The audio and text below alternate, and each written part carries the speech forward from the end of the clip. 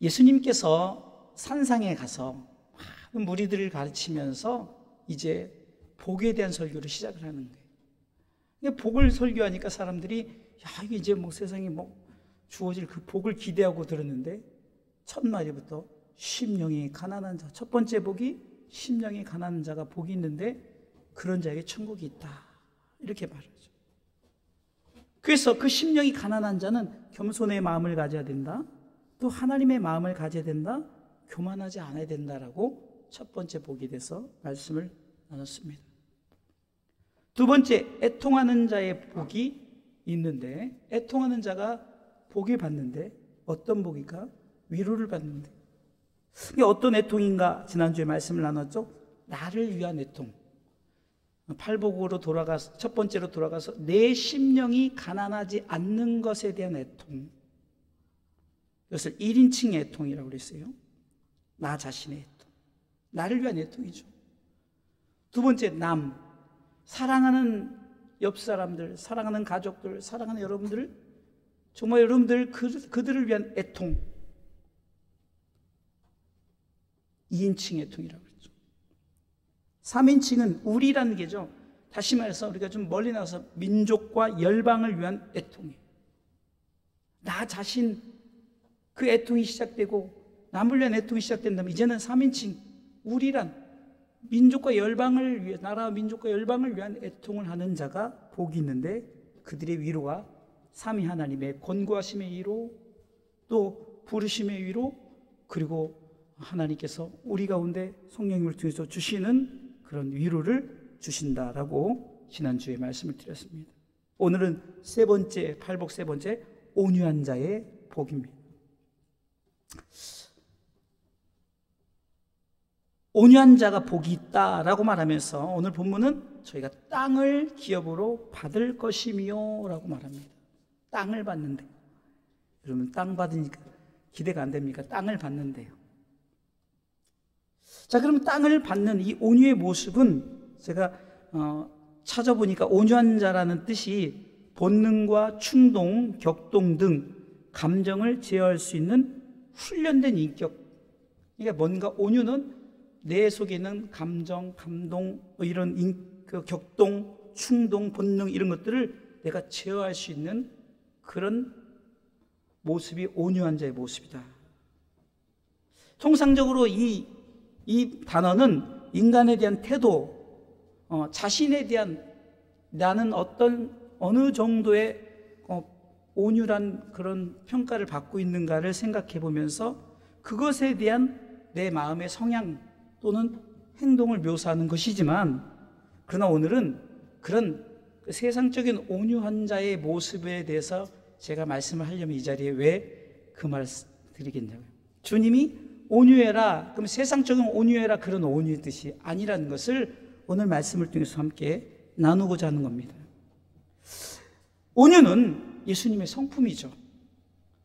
마태복음 11장 29절에 보니까 예수님께서 참 힘들고 어려운 그 많은 사람들 앞에 이렇게 말씀합니다.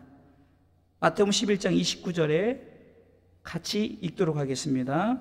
같이 읽습니다. 나는 마음이 온유하고 겸손하니 나의 멍에를 메고 내게 배우라. 그러면 너희 마음이 쉼을 얻으니. 예수님의 성품 자체가 온유란 말이에요. 온유.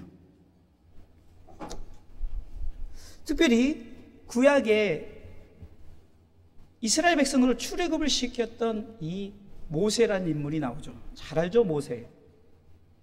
이 모세가 원래 성품이 처음부터 온유했냐? 아니죠. 얼마나 혈기가 가득했으면 사람을 때려서 죽였어요.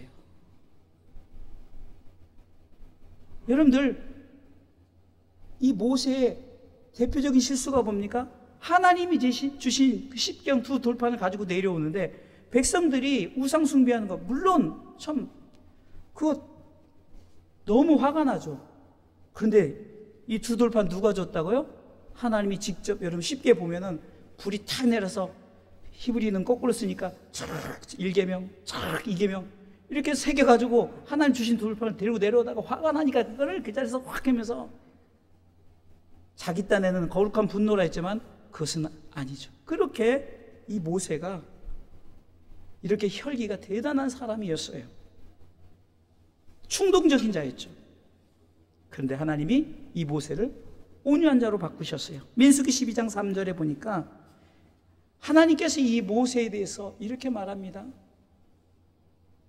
이 모세가 뭔가 결혼 생활에 이렇게 저렇게 하니까 막 말이 많으니까 하나님이 대표적으로 이 모세를 칭찬하는 부분이 이렇게 나와요. 같이 읽습니다. 이 사람 모세는 온유함이 지면의 모든 사람보다 승하더라. 할렐루야.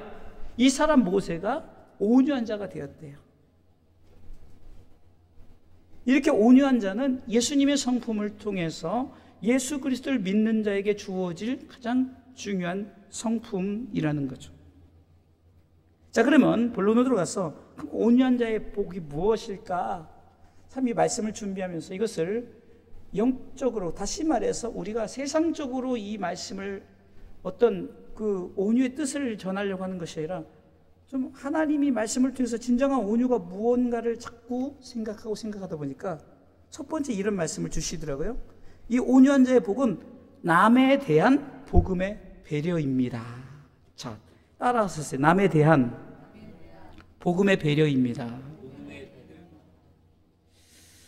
자, 말씀 그 부분이 지나면 지워주세요.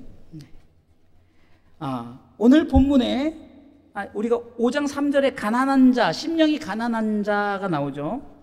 이것은 어쩌면은 온유한 자에 해당하는 의미를 갖고 있다는 거예요. 그 온유한 자, 결국은 심령이 가난한 자라는 거죠. 그러면 심령이 가난하다는 건 뭐라 했어요? 겸손하고 하나님의 마음을 알고 교만하지 않는 것이라고 그랬죠.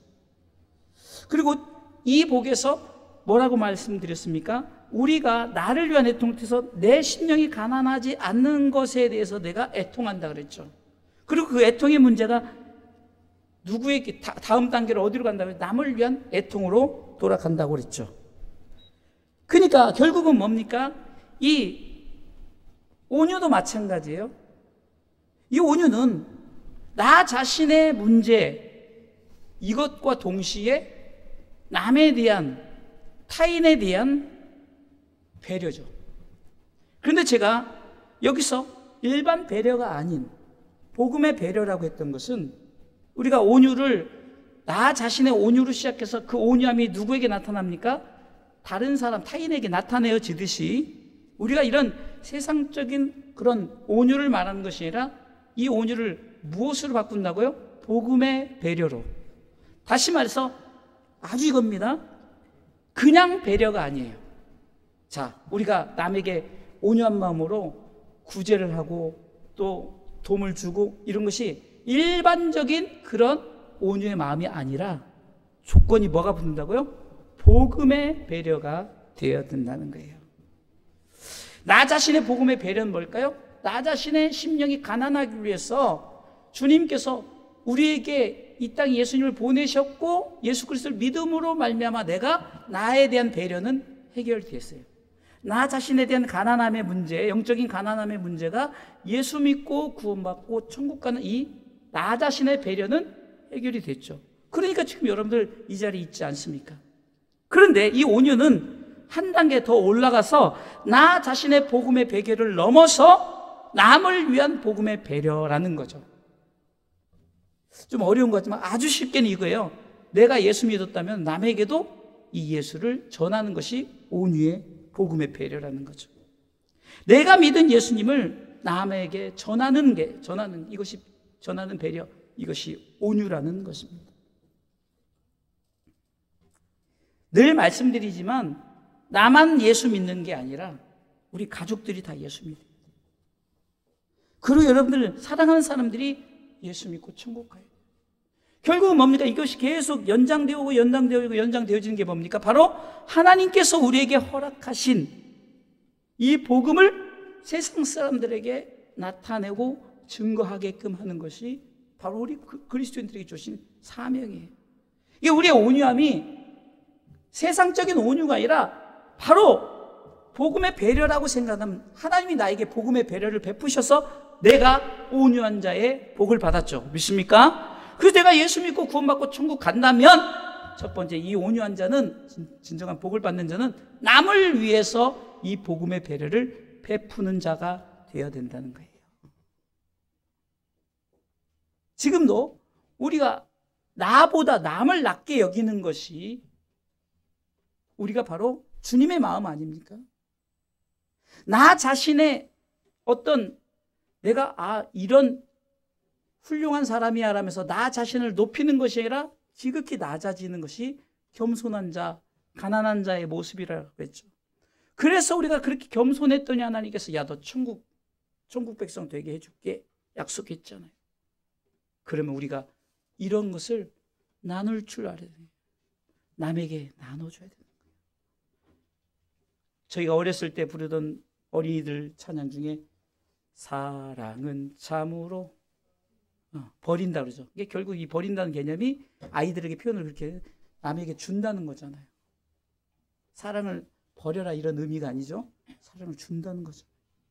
그래서 우리는 이 온유의 복, 남을 위한 이 복음의 배려를 하시는 진정한 온유한 자가 되시기를 주님의 이름으로 축원합니다. 새해에는 꼭 그렇게 하세요. 나보다 남을 위한 복음의 배려를 갖는 온유한 자. 자, 두 번째, 온유한 자의 복은 따라서 하세요. 신사적인 그리스도인의 모습이십니다. 자, 무슨 말이냐면 제가 자주 쓰는 표현이죠. 따라서 젠틀 크리스천. 이게 신사적인 그리스도인이죠. 온유의 뜻 속에 어떤 뜻이 담겨져 있냐면 친절함이란 뜻이 담겨져 있대요. 곧 친절함이란 신사적이다라고 말하는 거죠. 그래서 젠틀맨을 우리가 친절하다라고 이렇게 말하는 거예요. 친절한 사람이다. 신사적인 그리스도인, 곧 젠틀 크리스천. 사실 제 닉네임이 젠틀 크리스천이에요. 젠크라고 약자로 쓰는데 이것이 뭐 제가 그런 신사적인 그리스도인, 그러니까 남들이 보면 또 여러분들이 이걸 또 육적으로 목사님 뭐가 친절해 이렇게, 그 친절은 이런 게 아니에요. 지금 온유에 대해서 얘기했잖아요. 내가 예수 그리스도를 복음으로 받아들인 하나님의 배려에 내가 온유한 자가 된 거예요. 이미. 할렐루야. 내가 성품의 온유로 내가 천국 가는 게 아니라니까요. 하나님의 복음의 배려로 그 온유가 내게 임했고 그 온유한 자가 됐어요. 그래서 우리는 사실 모두가 신사적인 그리스도, 젠틀 크리스찬인 줄 믿으시기 바랍니다. 자, 신사적인 그리스도인, 이것은 한마디로 말씀 앞에 사는 사람들이라는 거예요. 말씀 앞에 사는 사람들. 왜 그런가? 사도행전 17장 11절에 베레아 교회 성도들이 나오거든요. 이 베레아 성도들이 바울이 보기에는 신사적인 그리스도인이다라고 말합니다. 사도행전 17장 11절에 베레아 사람은 데살로니가에 있는 사람보다 더 신사적이어서, 자, 두 번째 간절한 마음으로 같이 읽습니다. 간절한 마음으로 말씀을 받고 이것이 그런가요? 날마다 성경을 상고함으로. 잘 들어보세요. 말씀은요, 제가 이렇게 말씀을 준비하면서 어려운 게 아니더라고요. 구속사적 입장에서 말씀을 이렇게 배경 삼으면요 너무 쉽고, 그냥 말씀이 이거는요 어린 아이로 시작해서 우리 90세 되신 우리 집사님까지 다 이해가 되기 쉬운, 오직 예수 중심으로 우리 목사님이 모든 말씀을 예수 중심으로 얘기해, 그 중심을 갖고 들으면 다 되는 거예요. 자, 보세요. 신사적인 그리스도인이 어떤 사람인가 봤더니 간절한 마음으로 하나님의 말씀을 받는데, 간절한 마음으로 하나님의 말씀, 그리고 이 말씀을 받을 때 어떻게, 이것이 사람의 말이 아니고 뭐라고요? 하나님의 말씀으로 받았다라는 거죠. 자, 온유한 사람은 신사적인 그리스도인이에요. 젠틀 크리스천은 하나님의 말씀을 받을 때 사람의 말로 받지 않냐고 하나님의 말씀으로 받고, 그리고 이 말씀을 받을 때 이 말씀을 상고한다, 묵상한다는 거예요. 계속해서 되새김질, 소가 7번 되새김질 한다 하잖아요. 우리가 자꾸 말씀을 계속해서 되새긴다. 이것이 우리가 quiet time, 묵상을 하는 거예요. 계속해서. 하나님이 우리에게 주신 어떤, 하나님은 사랑이다 그러면 계속해서 하나님 사랑이다를 계속 묵상하는 거예요. 묵상. 이게 되새김. 젠틀 크리스찬, 신사적인 그리스도는 말씀을 묵상하는 자예요. 말씀을 믿는 자예요. 할렐루야. 자, 그러면 아까도 말씀했듯이 예수님이 온유한 성품을 가졌다고 했죠. 예수님 그분이 말씀 자체죠. 자, 보세요. 요한복음 1장 1절과 14절을 한번 보도록 하겠습니다. 요한복음 1장 1절과 14절을 보면 예수님 자체가 말씀이라고 나오죠. 같이 읽어보겠습니다. 태초에 말씀이 계시니라. 이 말씀이 하나님과 함께 계셨으니 이 말씀은 곧 하나님이시니라 하면서 쭉 예수님이 바로 하나님이시다라고 태초부터 계셨다라고 이 말씀에 대해서 쭉 얘기하면서 14절에 이렇게 얘기합니다. 같이 읽습니다. 말씀이 육신이 되어 우리 가운데 거하심에 우리가 그 영광을 보니 아버지의 독생자의 영광이요 은혜와 진리가 충만하더라. 할렐루야. 지금 신사적인 그리스도는 말씀을 믿는 자로 했어요. 말씀이 뭐라고 그랬죠? 예수 그리스도라고 그랬죠? 그러면 누구를 믿는 거예요? 예수 그리스도를 믿는 것이 신사적인 그리스도인이에요. 아, 목사님 나는 옷도 그냥 별로 신사적이지 않고 내 상황도 힘들고 어려운 상황에서 내가 무슨 젠틀맨이에요? 그 젠틀맨을 말하는 게 아니라니까요. 말씀을 믿는 자, 말씀을 묵상하는 자, 곧 예수 그리스도를 믿는 자, 예수 그리스도를 묵상하는 자. 바로 이게 온유한 자라는 거예요. 그리고 이 온유한 자는 결국은 말씀을 묵상하고 말씀을 믿고 묵상하기 때문에 항상 삶 가운데 예수님이 은혜와 진리가 충만했던 것처럼 이 온유한 자는 항상 은혜와 진리가 충만한 줄 믿으시기 바랍니다. 그래서 여러분들 온유한 자가 되려면 예수님이 그랬듯이 여러분들이 내 삶에 은혜와 진리가 충만해야 된다는 거예요. 말씀은 은혜와 진리가 충만한 것임을 말했죠. 온유한 사람이 바로 은혜와 진리가 충만한 사람이라는 거예요. 사랑하는 성도 여러분, 우리는 세상의 온유함으로 그것을 판단하고 생각하니까 자꾸 우리가 오류를 범하는 거예요. 아, 목사님이 무슨 신사적인 그리스도인, 내가 신사가 안 돼? 그것을 말하는 게 아니죠. 내가 어떤 온유한 자, 예수 믿는 자가 온유한 자라니까요. 그게 하나님의 복음의 배려라니까요. 이 복음의 배려를 받은 내가 세상 사람들에게 복음의 배려를 하는 것이 온유한 자예요. 그리고 온유한 자는 그 말씀을 믿는 진정한 신사적인 젠틀 크리스찬입니다. 여러분들 모두가 다 젠틀 크리스찬인 줄 믿으시기 바랍니다. 우리 그리스도인들은 그러기 때문에 은혜와 진리, 이거면 충분하다는 거. 은혜와 진리. 때로는 가난할 수 있어요. 때로는 건강치 못해요. 때로는 연약하고 부족해요. 그거하고 상관없다니까요.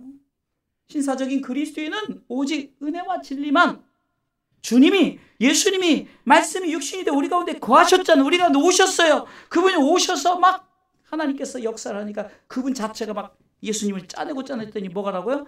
은혜와 진리가 충만했던 것처럼 우리도 은혜와 진리로 충만한 젠틀 크리스찬, 신사적인 그리스도인이 되시기를 주님의 이름으로 축원합니다. 자, 그러면 오늘은 짧게 두 가지를 얘기했고, 그러면 결론적으로 결론이 조금 말씀이 있어요. 자, 보세요. 오늘 5장 마태복음 5장 5절은 이렇게 온유한 자에게 주시는 자가 복이 있는데, 자, 두 번째 줄 크게 읽읍시다. 시작. 저희가 땅을 기업으로 받을 것이며. 땅 받는데 땅. 아유, 좋겠네. 나 지금 내 생전에 땅도 없는데 땅 준다니까. 그래서 여러분들 이단자들이 이런 걸 노려서 야, 땅 받는 데를 가지고 땅을 만들려고 막 그래요. 땅을. 그래서 자기가 땅. 여러분들 세상에 땅이겠냐고요. 당연히 아니죠. 아니, 그 어리석은 자들이, 이단자들이 빠져서 집 받치고 땅 받쳐서 우리 땅을 만들자, 우리 땅을 만들자. 여러분, 왜 전쟁을 일으킵니까? 전쟁에서 결국 전쟁은 땅 따먹기예요. 땅 따먹기. 땅 따먹으려고 그렇게 전쟁을 일으키는 거예요. 그런데 하나님께서 우리에게 온유한 자는 땅을 받는데 땅 자체가 기업이라는, 땅을 기업으로 받는다라고 말합니다. 시편 37편 11절에도 오직 온유한, 그러니까 오직이라는 것은 온유한 자만 땅을 받는다는 거, 오직이라는 거죠. 단 한 가지의 길은 온유한 자는 땅을 차지하며. 시편 37편 11절, 31편이죠 그거는요. 37편 11절에 오직 온유한 자가 땅을 차지하며 풍부한 화평으로 즐긴다.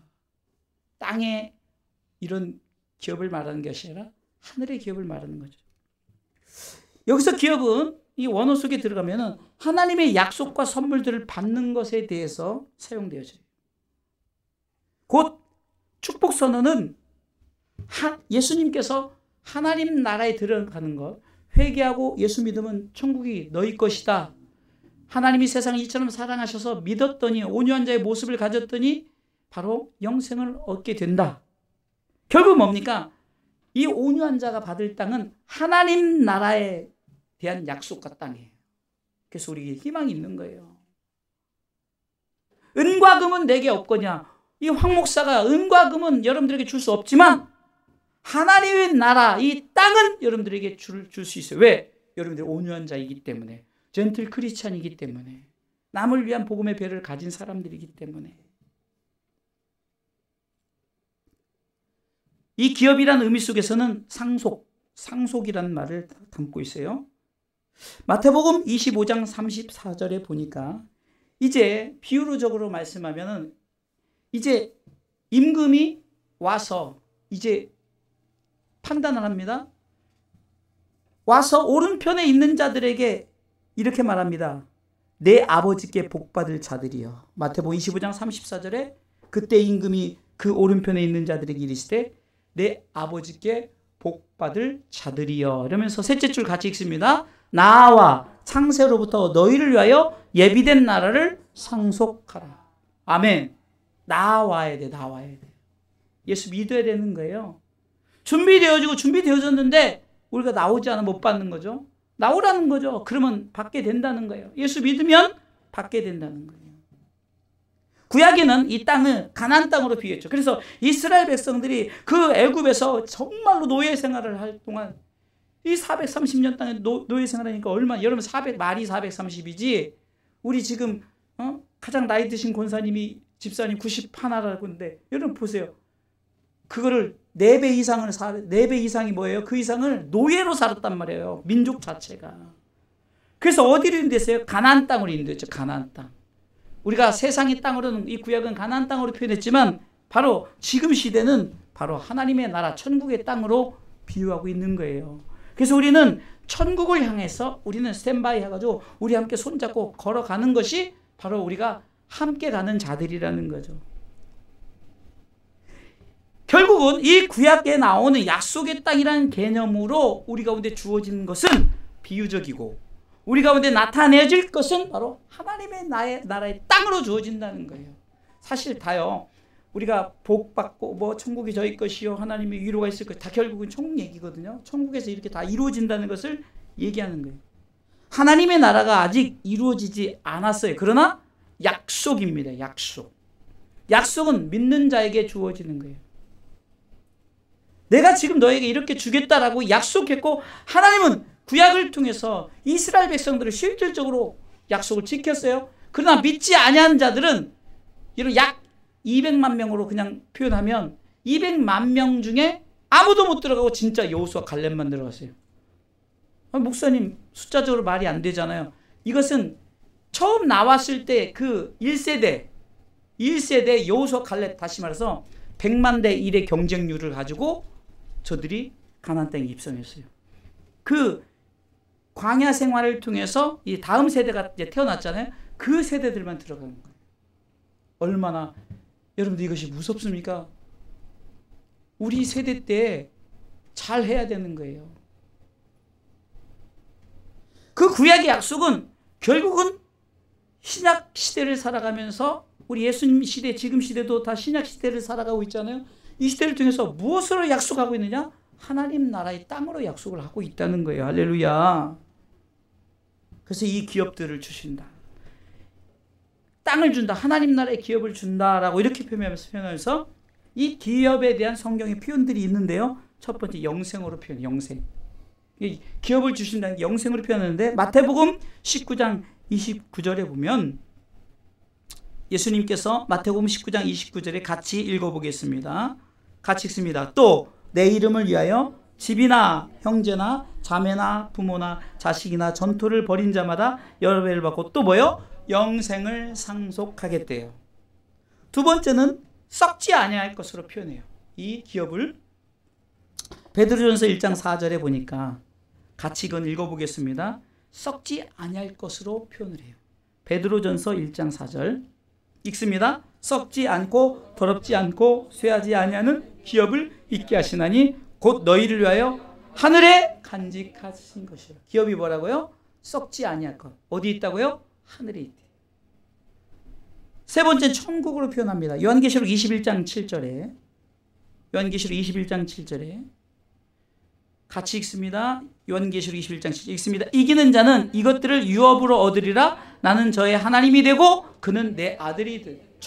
요한계시록 21장은 천국에 대한 얘기를 쫙 하면서 하나님이 만든 이 천국이 하나님께로부터 내려온다는 거예요. 내려와서 우리들에게 베풀어 주시는데 우리가 이것을 다 유업으로 받는데, 그래서 하나님이 우리로 하여금 너 내 백성이야, 내 아들이야, 이렇게 말하는, 인정하는 거예요.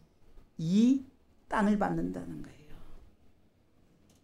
그런데 이 길을, 이 땅의 기업을 받도록 이 길을 만드신 분이 있어요. 누구십니까? 예수님이시죠. 요한복음 14장 6절에 길을 만드셨어요. 내가 곧 길이다 라고 하면서 길을 만드셨다니까요. 같이 읽어보겠습니다. 같이 읽습니다. 시작.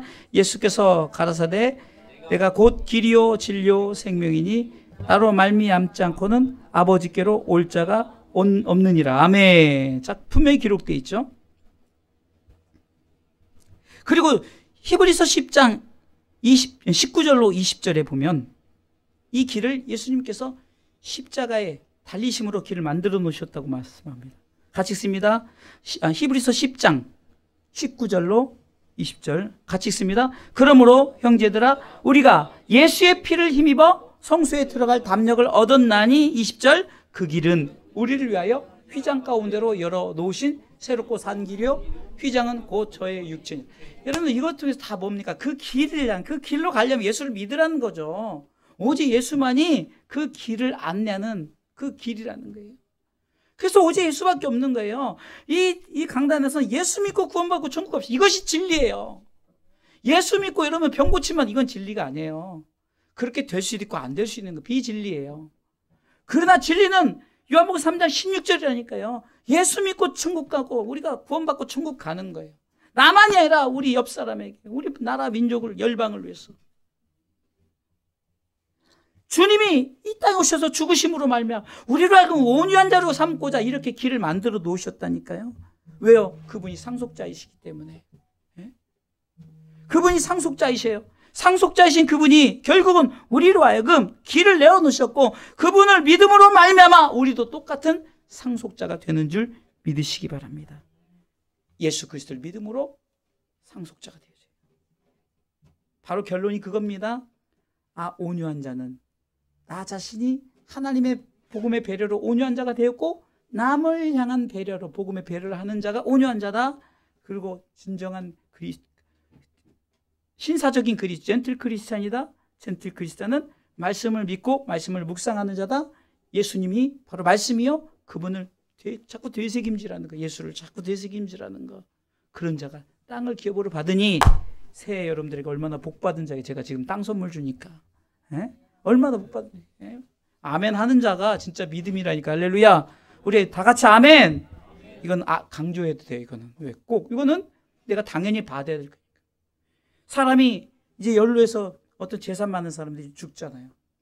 그럼 이제 땅 가졌다 그러면 가족들이 이제 땅 전쟁이 일어나는 거예요. 서로 가지려 너 좀 더 여러분들 이게 안 그럴 것 같죠? 뭐 100평 가지고도 싸우고요. 100만 원 가지고도 싸우는 거예요. 그런데 우리는 싸우지 않아요. 누구나 공평하게 공정하게 다 갈 수 있는 땅을 우리 모두가 기업으로 받았으니 할렐루야. 온유한 자가 복 있는 줄 믿고 땅을 기업으로 받는 이 축복이 우리 가운데 있으니 우리가 이 축복을 받아 더욱더 우리가 이 땅에서 힘있게 믿음으로 살아가시는 우리 주사랑인들 젠틀 크리스찬 되시기를 주님의 이름으로 축원합니다.